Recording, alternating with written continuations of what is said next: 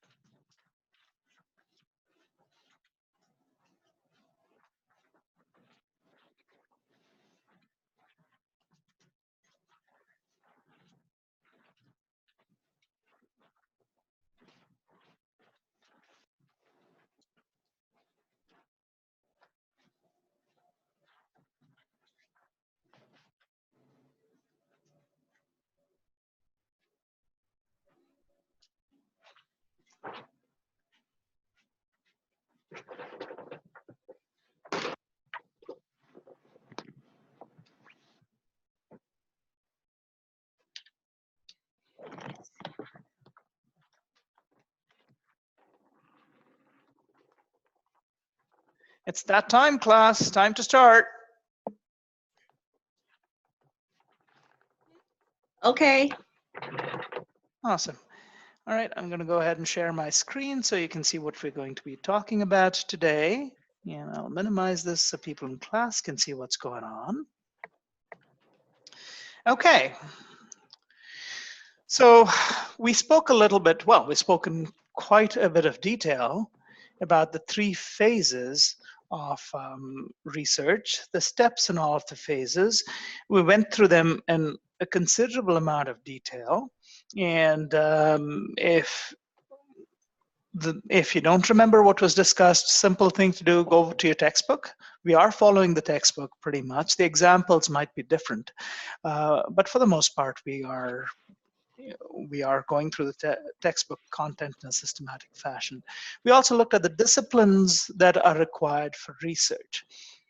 Moving forward, great, now we have this little foundation of how we need to conduct research. Let's look at components of the different phases of the 3 phases. I'm just going to request Jesse to close the door in the back just so we don't have vacuum cleaners and floor sanders and all sorts of wonderful devices operating in the hallway. If you can unlock the door, then people can let themselves in. Okay, fantastic. Oh, we have someone on the chat window. Let's see what that's about. Okay. I cannot hear you. Connie says you cannot hear me.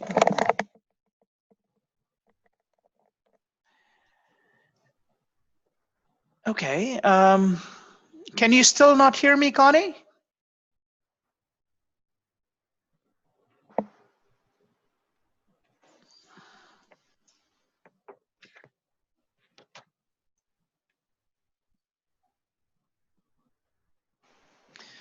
Sorry, there was a point during which I had muted myself because we were just waiting for class to start.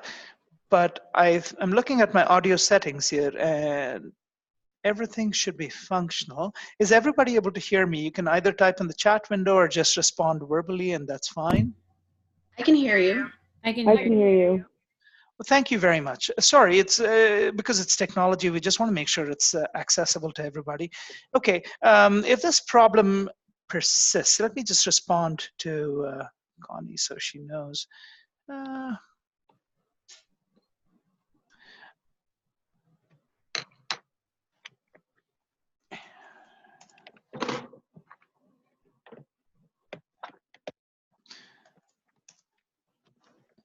Okay, let's see. Connie has sent a message to everyone. Hey, classmates, can you hear the professor speaking? Please go ahead and respond to Connie. If everyone can hear, then Connie may have to fix her headphones.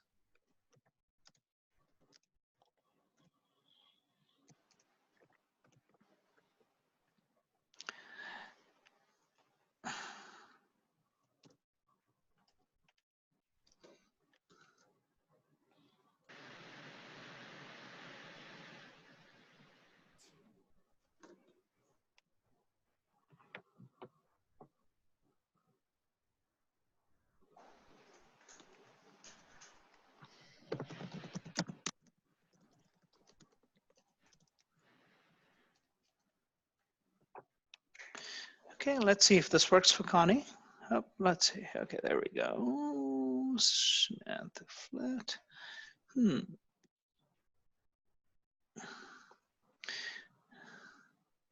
Okay, let's proceed. I don't know why we have an extra slide here, but I will go and undo. I did. Thank you for asking. Yes, I did. I did press record. Connie, can you confirm that you can hear me? Hi, I can hear you now. Oh, good. Thank you. That's great. Thank you. No problem.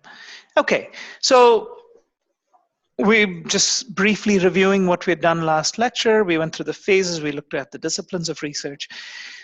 What we'll talk about today is selecting a problem. So I'm just going to go ahead and maximize the PowerPoint display here. Okay, so The first step in phase one is selecting and narrowing down a problem. What that basically means is we have to make decisions. We have to sort things out, narrow, and clarify to have a reasonable question.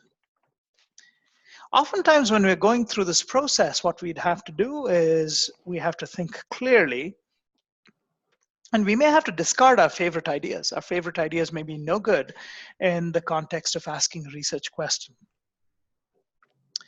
Many times the beginning of any research process is simply curiosity. You're curious to find out what happens. Does a diet rich in fatty foods actually give people heart attacks?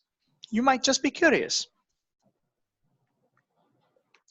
When we pursue answers to that curiosity, whatever it is, where do I get the best flight tickets to go to Cancun?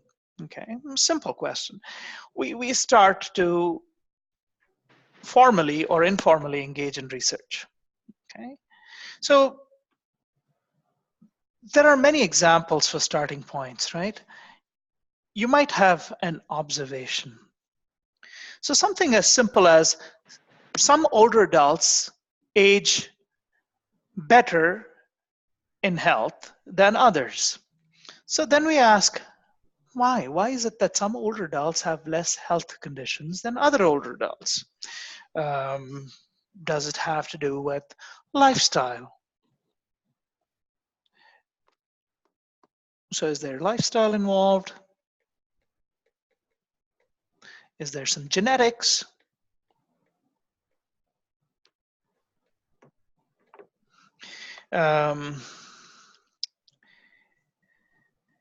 So because you're all students of gerontology, you might ask deeper questions. You might ask, well, there are 8 determinants of aging or optimal aging, right? Those of you who have taken the optimal aging course.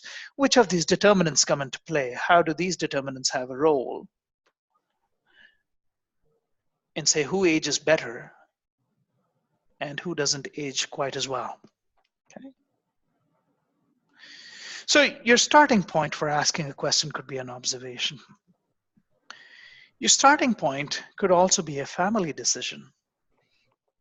Most of us either have grandparents or parents or someone in the family who is an elderly person who needs support in different ways and forms. So I'm just making up a fictional character who I'll call Grandma. Okay. Should we find ways to support Grandma at home, or is a retirement home or long-term care facility a better option? This might be a family decision. This might be a decision that it has happened upon the family. Okay. Since Grandma is a part of the family, everyone in the family is interested in the well-being of Grandma. Does it make a difference where she goes? Is there a difference where she goes? What's it going to cost us, right? Is there going to be quality of care where she goes?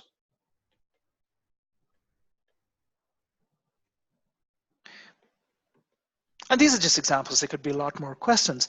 A situation like this is an important family decision.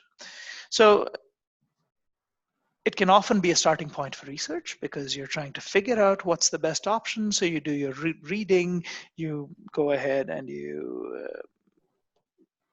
ask experts who might know, you might ask your doctor.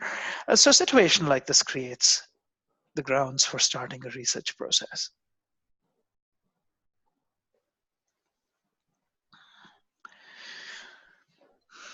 Oftentimes, a news report heads off a lot of research that we end up doing. As one of the hot topics right now is reducing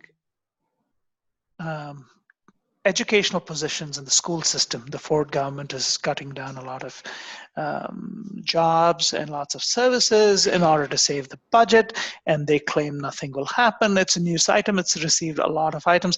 I don't want to make that a political debate, but I'm just giving an example that this could be a matter of debate because there are several people saying, well, we can't afford to spend that much. And there'll be several people thinking that the loss of services is a huge problem. It's affecting the education of our children and so on. But from a more gerontological perspective, almost every few months we get articles in the newspaper with titles, "Seniors Scammed by Door-to-Door Salesmen."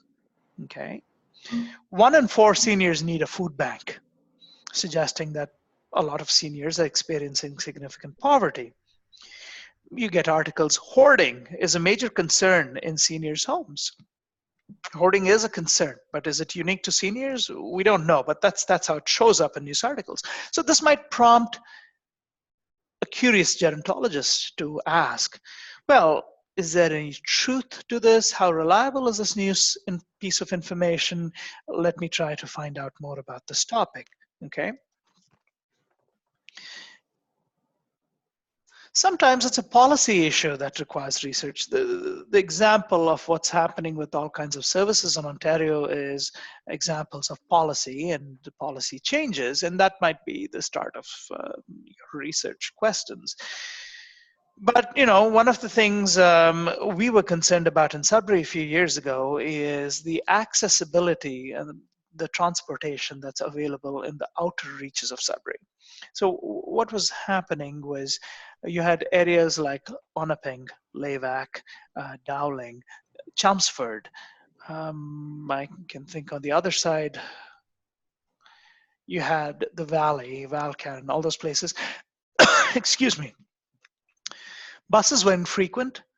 Often services between two close-lying areas. So the way the city of Greater Sudbury redesigned itself after the 80s was, for example, Dowling or Levac would have the library and the gym, and Onaping would have the swimming pool. And they were not close enough that you could walk. A lot of older adults who depended on both facilities often didn't have a driver's license, and they would have to take a bus, but there was no direct bus connecting the two. So they'd often depend on their community and neighbors to give them a ride. So this became there's a big policy issue about transportation in the city of Greater Sudbury. Now, if you've lived in Sudbury for a while, and for those of you who aren't in Sudbury, they recently revamped the bus services, okay? It was a policy decision. It was done because the research showed that communities in the outlying areas were poorly connected. So oftentimes, policy change is based on research, or a policy change may result in asking more research questions. Okay.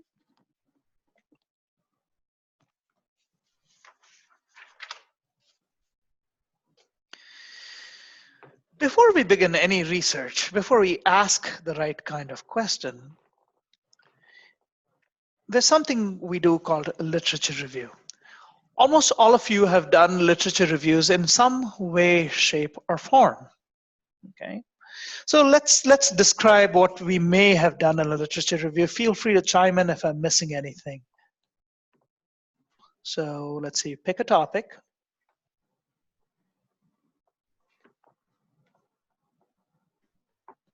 What do you do next?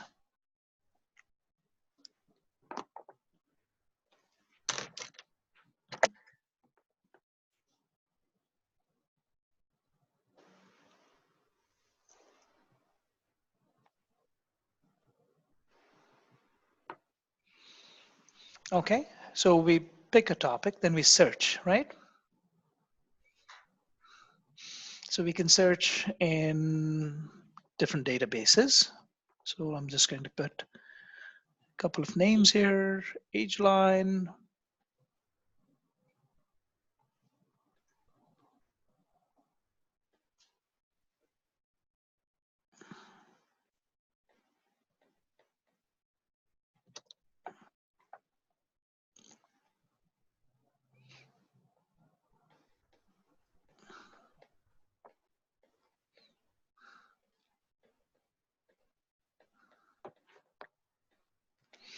These are just names of different databases depending on whether you're looking for a textbook, a research paper, research source. You'll go ahead and use the appropriate database. Okay. Once you pick a topic, then you're going to start looking for questions. So the reason once you pick a topic, it's recommended that you do a literature review is simple. It will assist you in identifying and preparing a good research question. It's almost impossible to create a good research or a researchable question without understanding what the big debates are about. Literature review also helps you find the appropriate theory that you can base your research on. It also lets you look at research design because you're reading the work of so many people who have asked similar questions. And it lets you know, well, if you're researching, let's say, life satisfaction, these are the kinds of scales that you can use. If you're studying malnutrition, well, these are the scales you can use. These are the variables. The issue is when you don't have a clearly defined research question,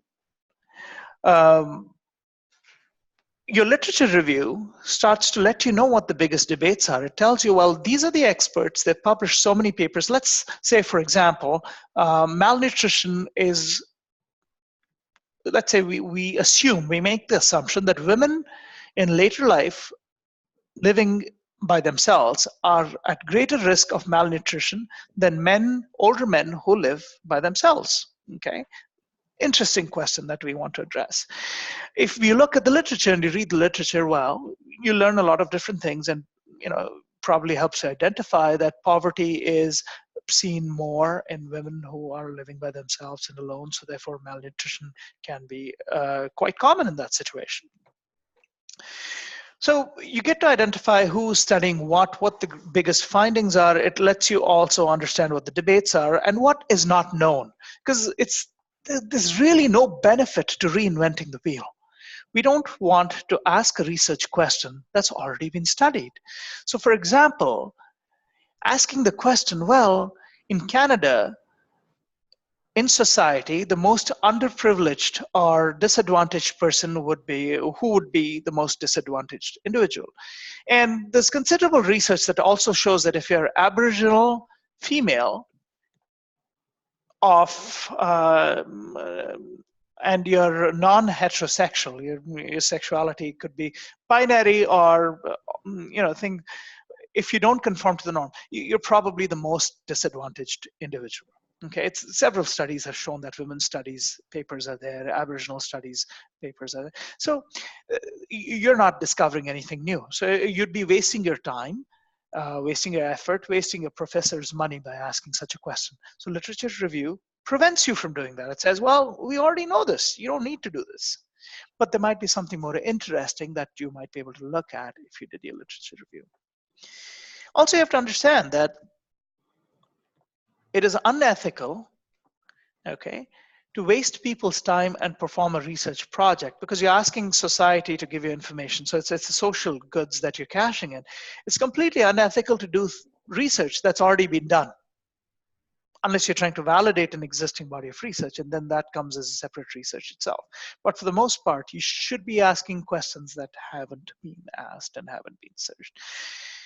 Also remember that a lot of researchers ask for money from government funding agencies. So they ask for money saying, well, this unique problem hasn't been answered, so I would like $10,000, $20,000, $100,000, a few $1 million to go ahead and set up a research project to ask the question. So for example, if I want to answer the question, homelessness is rampant in Northern Ontario, and there's a big disparity between what the homeless shelters report and actual homelessness, because the way homeless shelters define homelessness is quite different from what is actual homelessness. Like if you have to couch surf in one friend's home for 1 month and go to another friend's home another month and do it throughout the semester to be able to live someplace, that would be considered as homeless, right? So I'm just making an example. So the point is, you wouldn't know to ask all these questions if you didn't do a good literature review.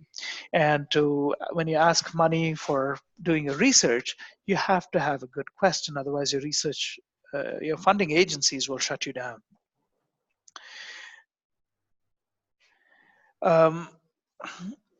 It also helps you with research design. It also tells you what method you should use and which kind of theory is most appropriate.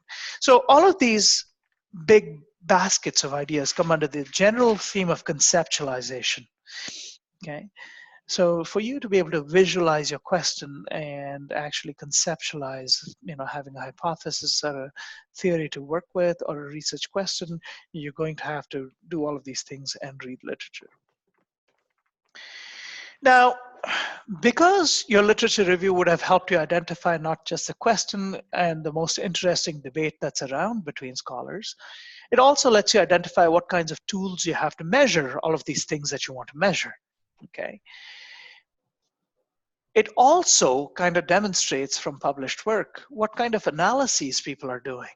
So literature review also becomes important for actual data analysis, okay? It's important that you use literature review to decide how to analyze your data, because you kind of get a feel for what the world is doing with that kind of research. How do they look at this kind of data? How do they put it into words or put it into graphs? And how useful is it going to be for somebody in policy to look at this data and make sense of it?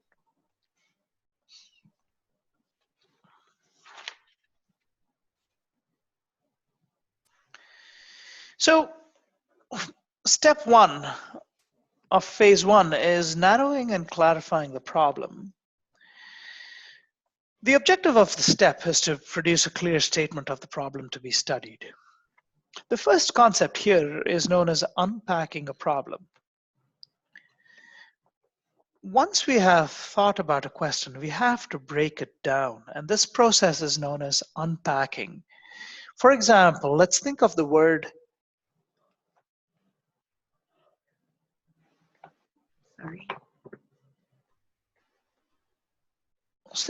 health.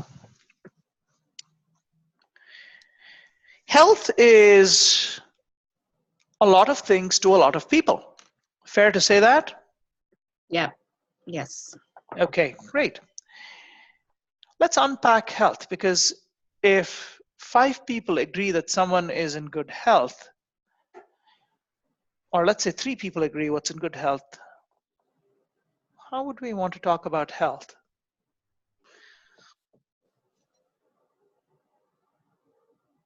What exactly have they defined to be good health? Oh, well, that's what I'm asking you. What can be different measures of good health? Let's think about that. Okay. Yes. So what would you say, Aretha? One option. One option. They could be looking at their physical status, their whether they have comorbidities or cognitive. Okay, so shall we say number of comorbidities? Yes. So we're going to pick one from Aretha, because we want the entire class to participate as much as possible. What about spiritual health? Spiritual health. Well, spiritual health, so we are unpacking health, but spiritual health can also be unpacked so much further, but we'll put it down because it is a sub-component of health, so absolutely. Could you consider the absence of pain to be health, or is that too specific? No, we want specifics, because here's the thing. Health does not allow you to measure anything. Absence of disease or absence of comorbidities is multiple diseases, absence of pain. What about physical ability? What about strength? Mm-hmm. What about stamina? What about flexibility and mobility?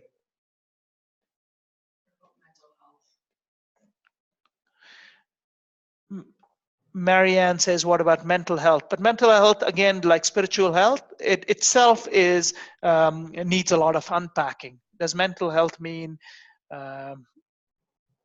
yeah, it's complex, but that's fine. I mean, that's the whole idea, that we unpack the concept of health.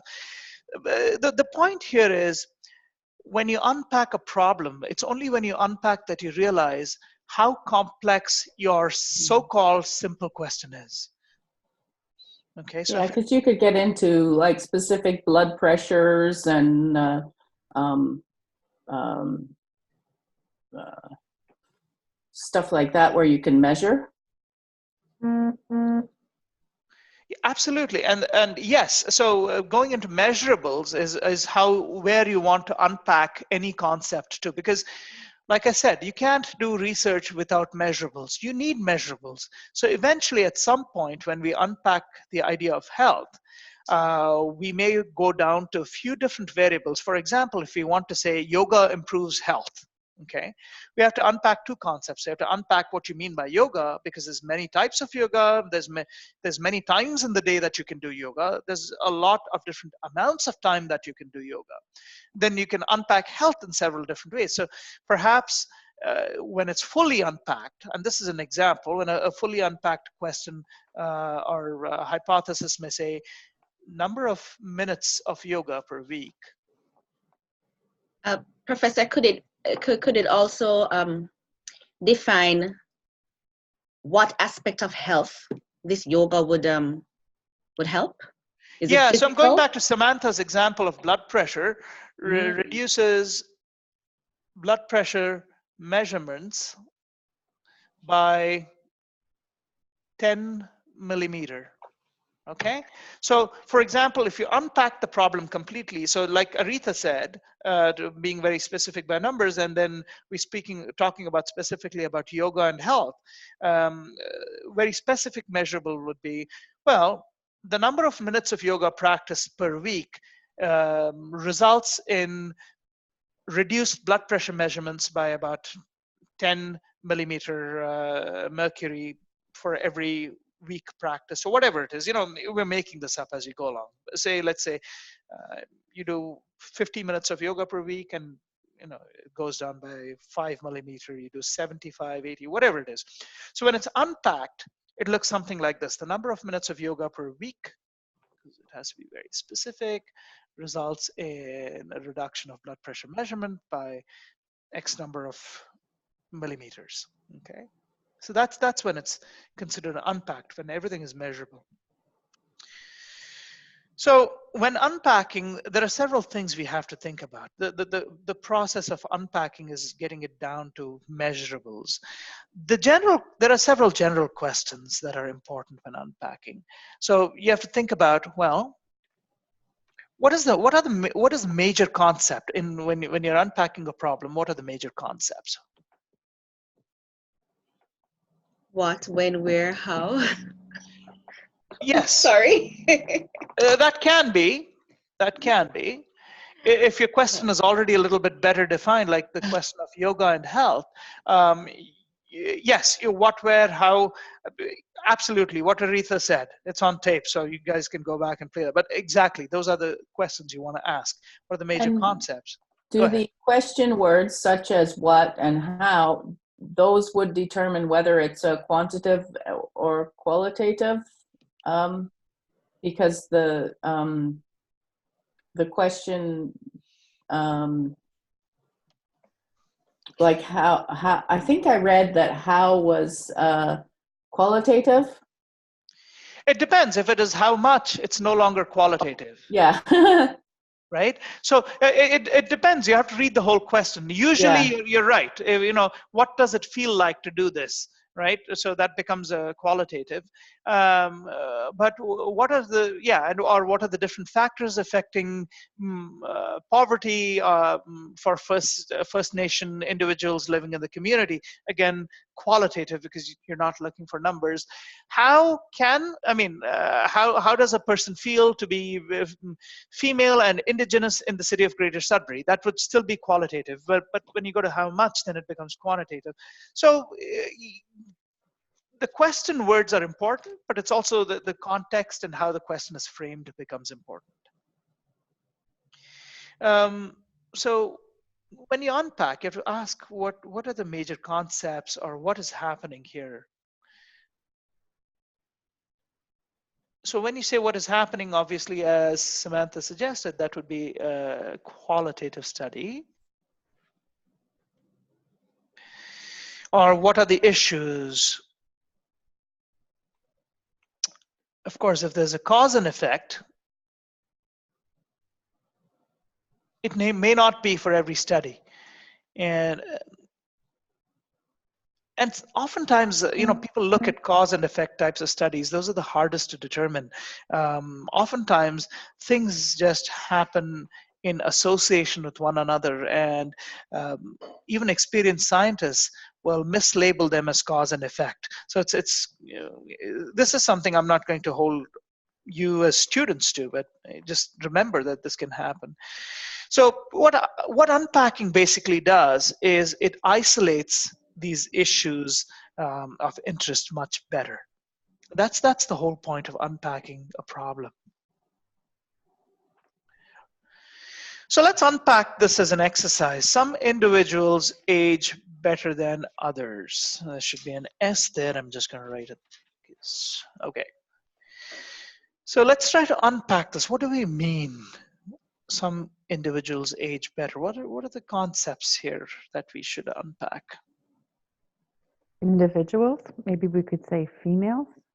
Let's unpack that. Let's say women. How about age? What do we mean age better? That's a loaded set of words. Yeah, you have to determine whether you're meaning over 65 or over 85. Right. As the resultant at the age where you measure whether or not the quality of their age is good. That's right. And if you're in high school, then are you aging better after your 20s? Yeah. Right? So it has to be defined. That's the unpacking. And what do we mean by age better? Are we talking cosmetics? Because that's a complex concept, right? Are we saying...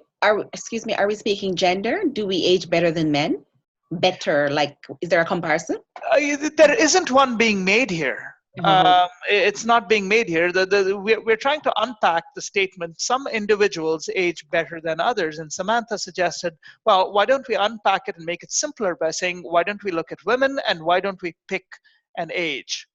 Okay. Right? So she's unpacked that to a point. Okay, and that's good. It's unpacked well. So I wouldn't worry with that. So let's pretend that we're looking at women over 65 and looking at how they age. But the question is, what do we mean by what they age? Are we saying they look younger, they look their age, or are we saying they feel better about themselves, which is all self-reported? Are we going back to saying, well, they have fewer diseases or fewer morbidities? Can I just ask? Sure. Could we also be looking at like their social economic situation throughout their life course? Because that would probably give some people a better quality of life, so they probably would seem to age better. So my question is, how would you connect it to this problem? So we're trying to unpack individuals aging better than others. I think the socioeconomic status is an important determinant in the aging itself. Could that be the why? We could put that in the mix.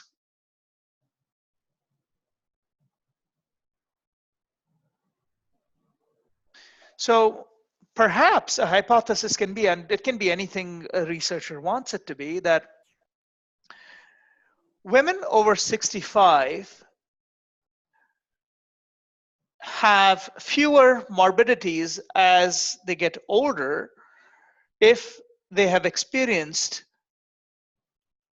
incomes in the second or third quintile throughout their lives. So quintiles is dividing a population up by its salary. So if you have the top 20%, second 20%, third 20%, fourth 20%, and fifth 20%. So this is dividing a population by quintiles. So median income is not the best way to measure socioeconomic status anymore. It's more by quintiles. So we can make the hypothesis that women over 65 continue to have lower morbidities and develop new comorbidities as they age if they have consistently been in the top 2 quintiles.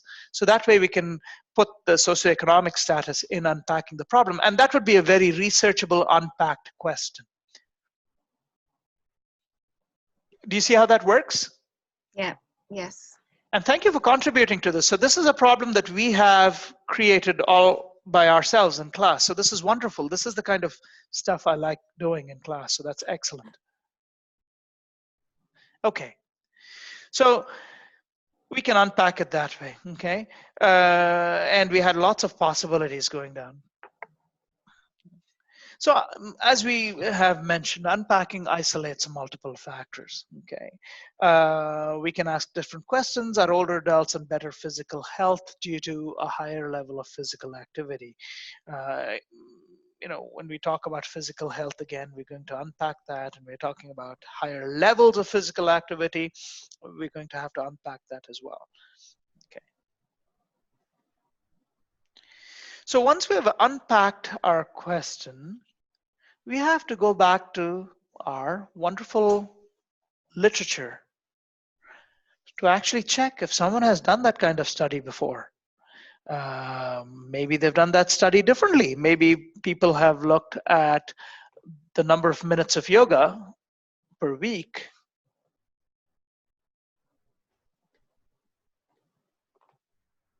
and they've correlated to reduced blood pressure. But what they may not have done is they may not have checked the number of minutes of yoga and say life satisfaction. So perhaps you were really looking forward to looking at reduced blood pressure after yoga, but you figure someone's already done it. So you say, okay, well, let's do life satisfaction surveys. Or you might find that, you know, the blood pressure measurements were done with a mixed population, and you might decide, well, I'm going to separate the mixed population and I'm going to look at men separately and women separately. Well, what happens to men if they do different amounts of yoga per week? What happens to their blood pressure, and what happens to women? Because you might come up with entirely different findings, right? So when you go back to literature, even with a clear research question, it allows you to tweak the question more and modify it as per your need. When you go back and you look for factors and you do your searches, literature searches, just shout out in class, how many of you have been formally taught how to do a literature search? Yes. Marianne nods yes. Yes. Aretha says yes. How about you, Jesse? Have you been formally taught how to do literature search? Jesse in class says it's been in there. So everyone has formally learned. So you understand it's a process that you go through. You look at certain databases and so on.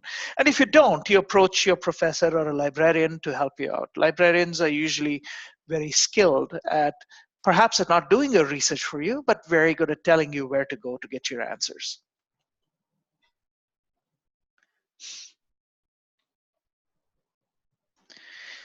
So going back to a question, should grandma be in a retirement home, or will she be better off in a long-term care facility? Okay.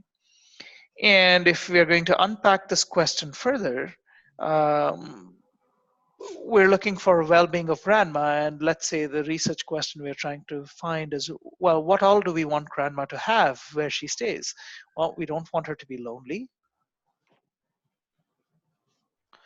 We want good quality of care. We don't want it to be extremely expensive because we want her to have some money left back after her pension, so some savings, or at the very least, we don't want her to not be able to afford where she can stay. Okay, so these might be issues that you would consider for grandma. There might be other things as well. Well, what's the food like? Do they have bingo? Now I'm stereotyping, you can ignore that part. Older adults are all different. They have different interests, as we all know. But, you know, these may be of interest to your grandma. I think about what my folks would like to do as they get older and they're away in a different continent across the ocean. And I haven't a clue because they're very different. and the traditional setup of long-term care would simply not work. So anyway, the point is it becomes quite there's a lot of unpacking to do even with familial problems such as this. Would you compare this to while you're researching like an alternative such as home care? Sorry, Connie, I didn't catch the first part. If you don't mind saying it again. So when you're asking this question, should grandma be in a retirement home, would you also ask or compare costs and things available through home care as an alternative? Absolutely, and that should be part of the research too, because several researchers, and this is debatable, several researchers have demonstrated, this is one of the big debates, right, have demonstrated that aging at home or aging in place is the best for mental health of older adults because they're still connected to, you know, where they got married, where they raised their families, perhaps for a lot of people, where they had their children, they became empty nesters, and so on. So the Ontario government, at least with the Wynne government, they were pushing for home care because it freed up, it kept a better quality of life for older adults. They were happier, they were, as long as they were supported in the community, and that might be an option that one would think about for grandma as well. On the other side, there are champions of alternative levels of care, or ALC. What the ALC group says is that, well, older adults can be supported well and do not have to go into long-term care as long as you have the right kind of supports all set up in one place. So the ALC bandwagon is of the belief that instead of creating more long-term cares or having people stay at home and be serviced, which is very expensive, let's relocate people to this large condominium style building where all services can be provided and semi-independent older adults can be supported to live with varying levels of attention provided to them. I don't know. I mean, I don't know where the truth lies, and some of these debates take decades to resolve and find answers to. And some of you have been working in long-term care for a while or at retirement facilities, so you have a good sense for what might help, what might not. But one of the things that is reported and consistent over several decades is older adults in long-term care have a greater proportion of depression and loneliness than older adults living in the community, 100%. Yes, very true. I think they should put more support into the communities, because moving the people to ALS, there's still a generation, there's still a cohort, you still have these layers of cohorts, there's still going to be aging in the community. So a support booster the community so that the next generation still gets to stay at home, still gets the kind of support, they still have a gymnasium, they still have a community center, and support the community like that. I think it's best. Also, they'll be distributing work, employment in the community for people to provide care. It will be a lot easier on the families because they're able to easily, well, the relatives will be right there. So I think economically, and we still have to support communities anyway. Why not just incorporate the needs of the older adult in it? And you know, also, you could unpack who grandma is and what her values are. Like, she may be into gardening or something, so she needs a place with gardening, you know? Yeah. Or some other hobby, or some value that's important to her, her church or her political involvement or whatever. So it could be very subjective. 100%. Wow, this is a great discussion. 100%. Awesome. Well, thank you, Samantha, and thank you, Aretha. You know what? This is absolutely. So before making a decision, well, it's clear grandma is unable to cope herself with all the challenges that go with perhaps home ownership. But let's understand what grandma's needs are and where she needs support. Can she be supported in the community? And Aretha, your comments are spot on. I mean, 100%. If we have the infrastructure, and we should, I don't know who said this, but it was a pretty famous person you folks might know. When you design a community for older adults, you design the community for everybody. And it was brilliant when you think about it. When you're thinking about aging people with varying levels of support needed, and you create your houses, your roads, your sidewalks, your storefronts, everything to accommodate these people with varying needs, all of a sudden, that's a city for everybody. You don't have to think about whether it's going to be suitable for kids, for people with disabilities, or when you start. So yeah, and you have to define what grandma's needs are. I mean, maybe like Samantha said, she likes gardening. Maybe she likes her knitting group. Maybe. So when thinking about grandma and her aging support, it could lead you to change your question entirely. For example, the family may have started their question by asking, should grandma be in a retirement home? And just like Samantha, when they start unpacking who grandma is, they realize, oh my God, this is going to be terrible for grandma. We can't do this. And they start thinking about different kinds of support. And as Connie said, consider home care. So, as you unpack the problem, you might go somewhere completely different than where you started.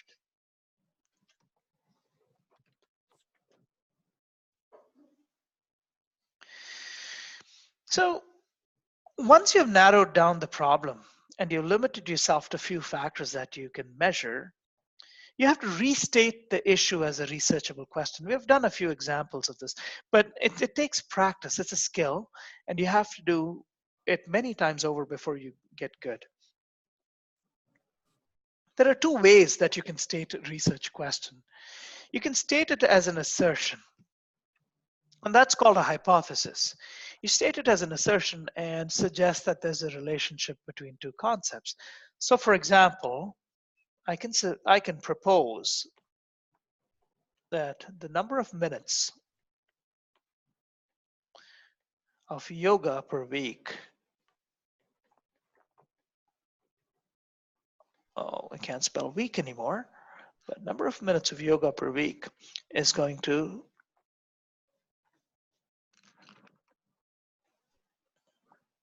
greater mobility on the toe touch test.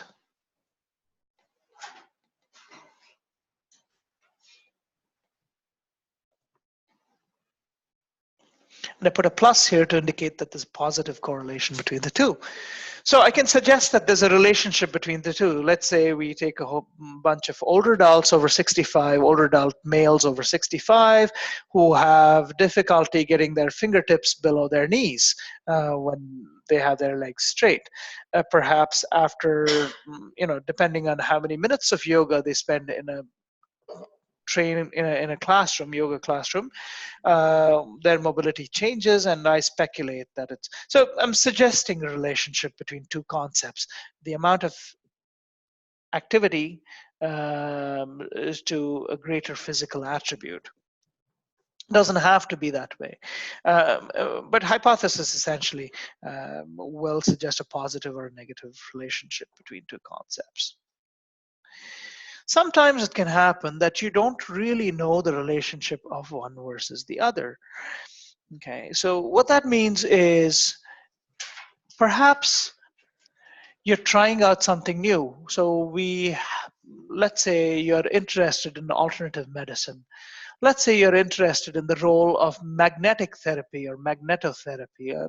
I don't know if you've heard of this. A lot of people believe that applying small magnets to different parts of their body will help heal them of different issues like arthritis, body ache, and so on.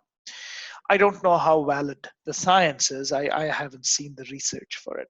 But for example, if you were a gerontology student and you saw a whole bunch of people either using magnetotherapy or acupressure or acupuncture, and you weren't sure that it resulted in pain relief, you can look at it as a research objective. So your research objective wouldn't be a statement saying, well, acupuncture 3 times a week reduces backache. Perhaps your research objective would be to study the impact of acupuncture on management of pain. And you don't necessarily know whether it even works or not. So, and you're looking at it as, well, I'm going to see if it does. Okay, and that's a research objective. But one of the things that is often recommended when you state a problem, other than using words in a sentence, is to actually diagram the problem.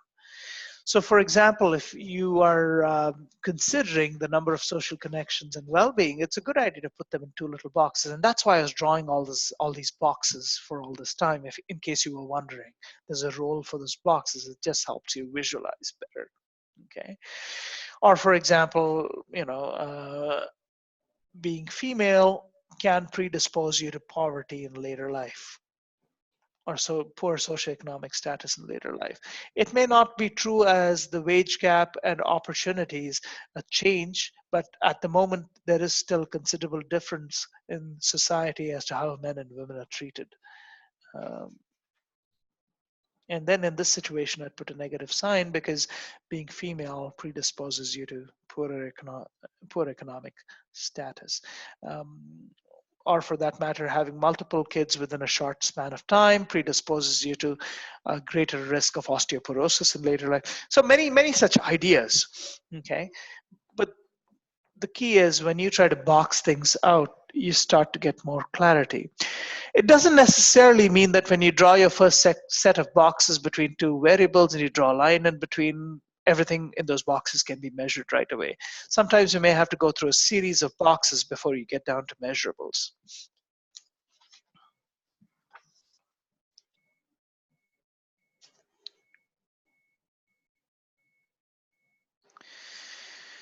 So when you state the problem, oftentimes it becomes tricky identifying the dependent and the independent variable. Okay, your hypothesis needs to be very, very clear. So you're going to box things out, but you also need to have a statement explaining the boxes, which clearly suggests to the reader as to what is the dependent variable and what is the independent variable. Let's look at this situation. Which one is the dependent variable and which one is the independent variable? The dependent may be the well-being, while the social connections would be the independent. Okay, one person says dependent, one person says independent. Could be the other way around as well. You know, a person who is feeling well-being is more outgoing, more social. Ooh, True. curveball, curveball, curveball.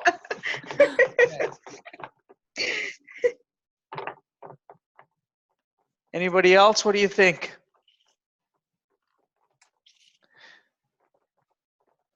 See, just in the simple example, you recognize how it becomes challenging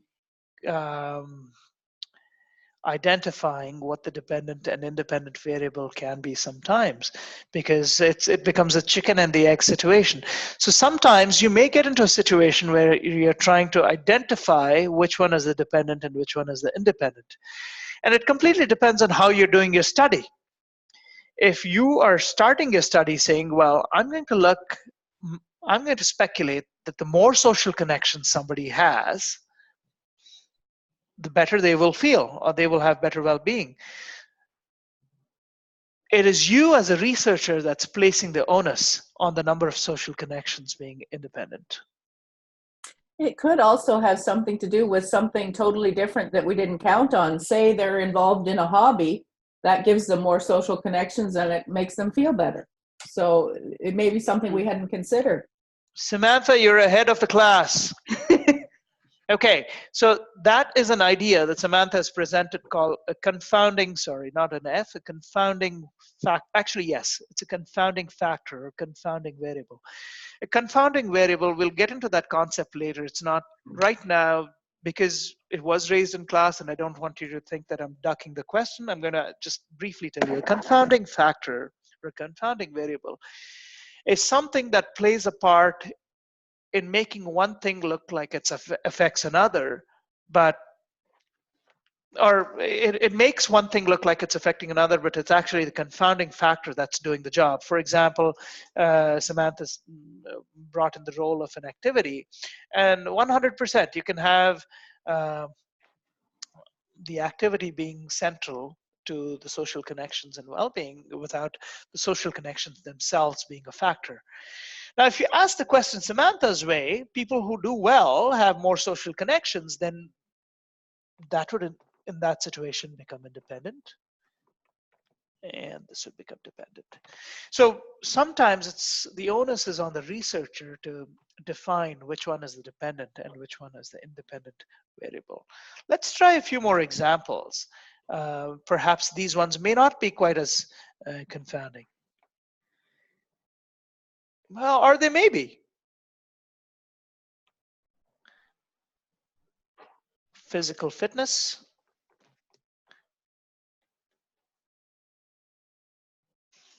and physical activity. So, those who are physically fitter get to engage in more physical activity, or those who engage in more physical activity are likely to be more physically fit.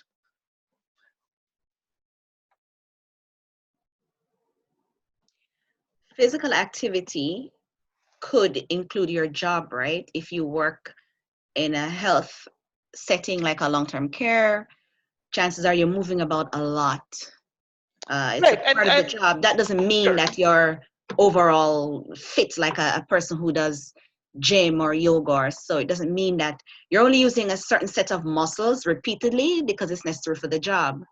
But for the rest of your body function, maybe you're not so physically fit. True. But what I want us to think about is, in a situation like this, you'd have to define which one would you call independent and which one would you call dependent. Is physical fitness the independent variable, or is physical activity the independent variable?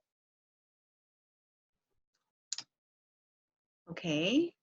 Well, logically thinking, I would say if you're physically fit, then that would be the variable, and your physical activity would be dependent on how fit you are. Okay, so Rita says independent, dependent. Okay. Yeah. Yeah, you'd have to define what you mean by physical fitness. It could be the Sure. absence of hindrances to physical activity. So that would complicate it.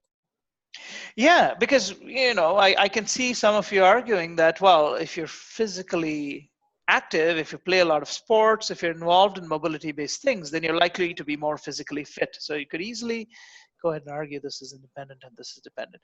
So the thing that the point that I want to make to the class is, oftentimes when you look at one concept relation and its relation to a second, sometimes it is very obvious as to what affects what, but sometimes it would depend upon you as a researcher to identify which one is the independent and which one is the dependent. For example, number of hours of study per week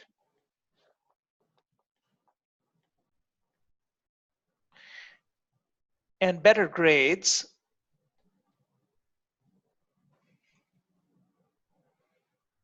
for the most part, it is not a huge challenge to identify which one is dependent and which one is independent.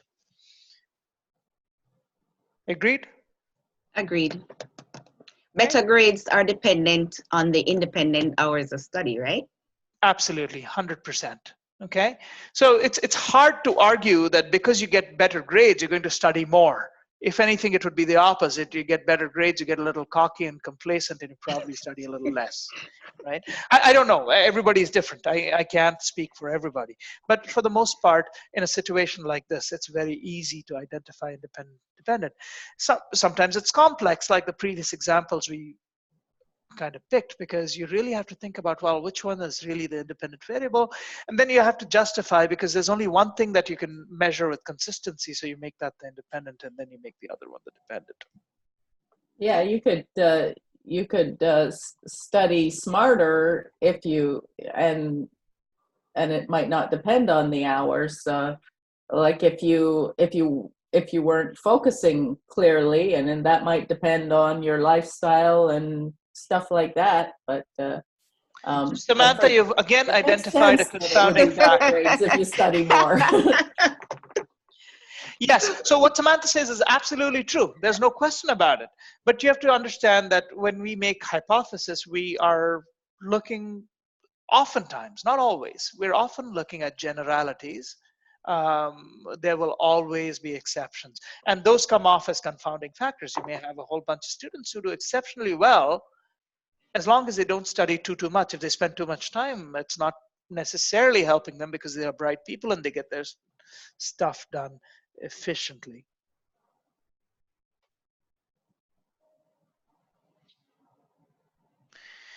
Okay.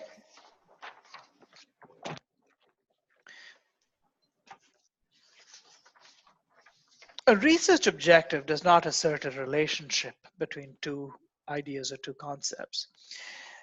Sometimes it's not possible to make an assertion, okay? For example, we were doing a research study a few years ago looking at recovery from surgical rehab. So we were interviewing people who had had major surgery, primarily cardiovascular surgery, so people going in for heart attacks, for strokes, that kind of stuff. And we were looking at recovery, and we're looking at what factors were associated with speedy recovery. The reason we couldn't have a hypothesis is everyone's pathway to recovery is so different. People do different kinds of things, monitoring their diet, engaging in physical activity, they're on different medications, have different comorbidities.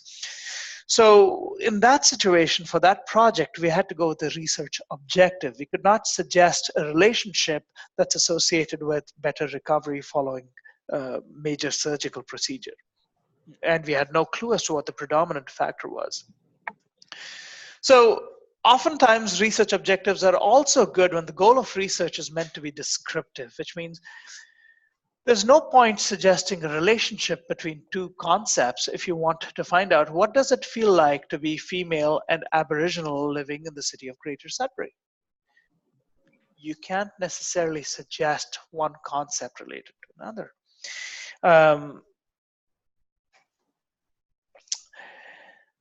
Then the other thing is, or asking, phenomenology is something that you'd have to have a research objective. Again, what does it feel like, let's say, to be a student and have a debt, significant student loan debt? What is the stress that you experience? Again, it's a phenomenon, so you can't really identify that, having two concepts and trying to relate them. So for objective is to identify or describe, we have to use research questions. We can't actually use a hypothesis-based system. Okay. So in your questions, say you have a scale, would you have to identify all the variables that you're measuring? Typically, a research objective. So, let's. Would you? Do you want to make an example? Do you want to suggest an example? I'm not sure, but if you're talking about the Aboriginal woman in Greater Sudbury, what does it feel like? So different types of feelings, and then a measure 1 to 5, with 5 being, most likely to feel that way, and 0 being not at all, or 1, So there are two ways to answer that question. Oftentimes what will happen is you can choose to, so the problem, the limitation of using a scale is you do not get the richness of the experience. When you do interviews, you typically don't use scales because you want people to talk to you in a conversational manner and not feel limited by having to answer something on a scale. So when you ask an Aboriginal woman, well, what are your experiences living in Sudbury? You really don't know what you're going to expect, and you're not trying to direct her responses a certain way. And then she talks about how she experiences racism, name calling, how she experiences passive aggressive behavior, maybe nonverbal behavior, which results in her feeling different, feeling out of place. And then you talk about housing, and then she talks about her different experiences, how she's denied rental housing, or how it's hard for her to get renter's insurance because of her name or whatever it is. So these kinds of things can't be captured by scales. You can choose to do a research question and measure everything on scales as well. It is possible to do that. So once you get your information, like from the interview, could you take that and like measure it as far as okay, this word comes up in 5 different interviews as a, is that how you would measure it? A lot of people like doing what's called a thematic analysis, and that's what you're suggesting here, Samantha. So that's great. So that's in qualitative research. Based on what's being said, people will look at common phrases, common sentences, pick them up, and use that for thematic analysis. Oftentimes what will happen is, in order to get the feel, different people will express the same sentiment the same way in different sets of words. So sometimes if you are interviewing one person extensively and it's a case study of one person, you don't have to necessarily organize your phrases into groups, right? But if you're interviewing 10 people and they all have a different pattern or style of speaking, you may pick up phrases and organize them in a way so that, well, there's phrases that are associated with racism. There are phrases that are associated with sexist behaviors. There are phrases that are associated with threat of violence. There are phrases that are associated with exclusion. So you might reorganize them, and that makes for a more complex method of thematic analysis. And this is all very vague right now because I'm speaking and waving my hands in class, and I know there's no visual, but we will get to it when we get to qualitative analysis. Yes, so to answer your question briefly, Samantha, yes, it's thematic analysis is one of the things that you can do with interviews. Okay, I think we went really fast today, and I'm happy, which gives us a little bit of extra time. So we've actually covered chapter 3 in the textbook. Chapters 1, 2, and 3 are done. We have about 10 minutes at this point. So what I'm going to do, if I can, is I'm going to go to the back of the textbook and let's try to answer some of the questions. Do we know yet when the exam is?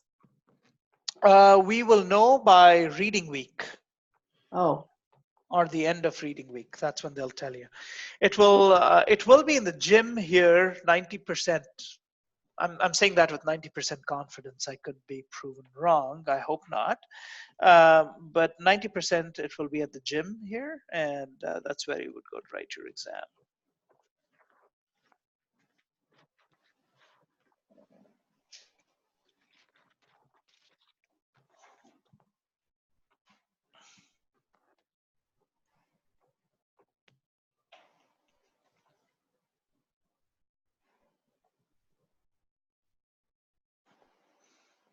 Well, you know, this might be faster if I do it this way. Table of contents. Let's go phase. Introduction, phase 1. Phase. And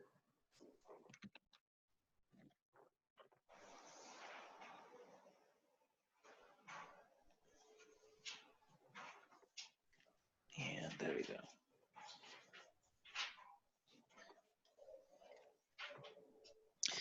Okay, questions for review. Okay, we only listed 4 common points for starting the research process. So what we said that we need to start a research process, we said, well, it could be an observation.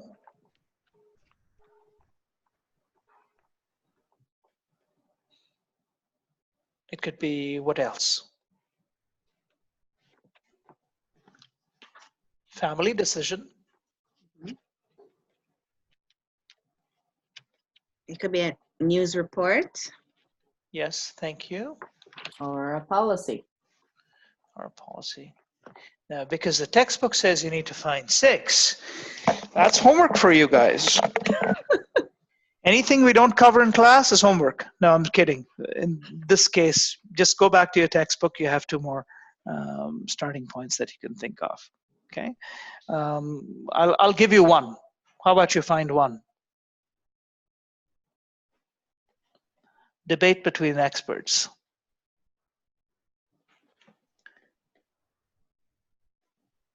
when you have experts debating a point, you need to find out more. You start the research process. Okay. Okay. Next question. What are the reasons for reviewing the literature on a particular subject? Why should we review literature? So that we can know what information has already been unearthed. Okay, existing info. Yeah.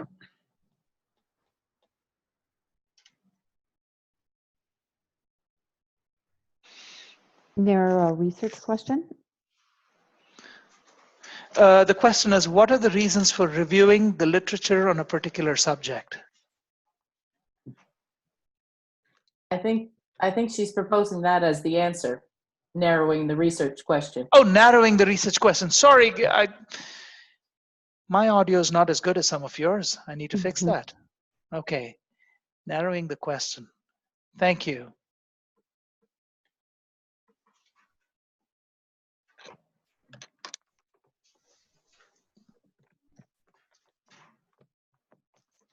Feel free to open your textbooks. It's not a quiz at this point. I just want you to get familiar with the ideas, right? So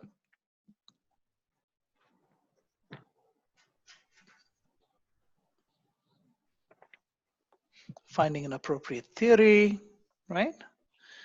Finding appropriate measures and variables.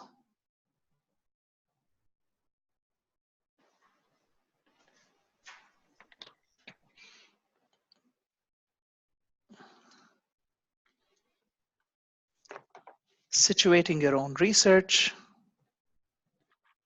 Because it's one thing to read all that stuff, but you have to talk about why your work is relevant in the context of all of this existing information, right?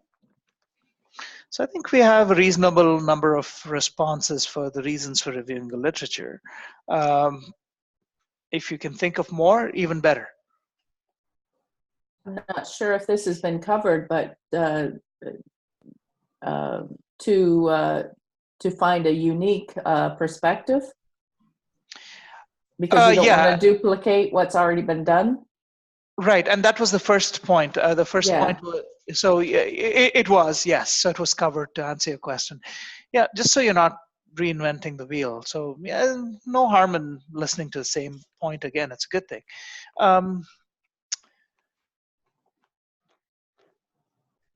Question number 3, why is it essential to identify the issues or factors involved in a subject, topic, or problem being considered for a research project? Why should we identify the issues or factors? It might shape the study being done. So Jesse says it might shape the study being done. We have to have something to measure, so we need to know what are our variables. Measurables. 100%. So basically what they're asking you in a very roundabout manner is why do you have to unpack the problem? Okay. So yes, to shape the study using measurables, using something that you can actually measure, it's very, very important. Otherwise, you're asking overarching, all-encompassing questions that you simply will not be able to find the answers to. Okay. Why is conceptualization so important to consider prior to collecting data? So we did that big list of things to conceptualize the problem. Why do we have to conceptualize before we actually start collecting data? I think you want to narrow your research point so you're not over-researching or adding too much irrelevant information into your topic. So Charlotte says it's so that you know how to limit your research around the problem that you want to study. Am I getting that right, Charlotte? Yeah. Okay. By conceptualization, do you mean having the boxes and having the lines and whether it's equal or positive correlation or negative correlation or something like that? Is that what you're talking about? That's part of it, yes. And the other part is the written sentence that goes with the boxes.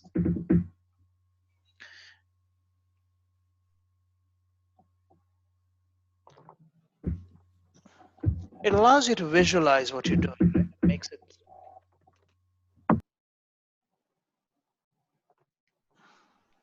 simplifies your question for you.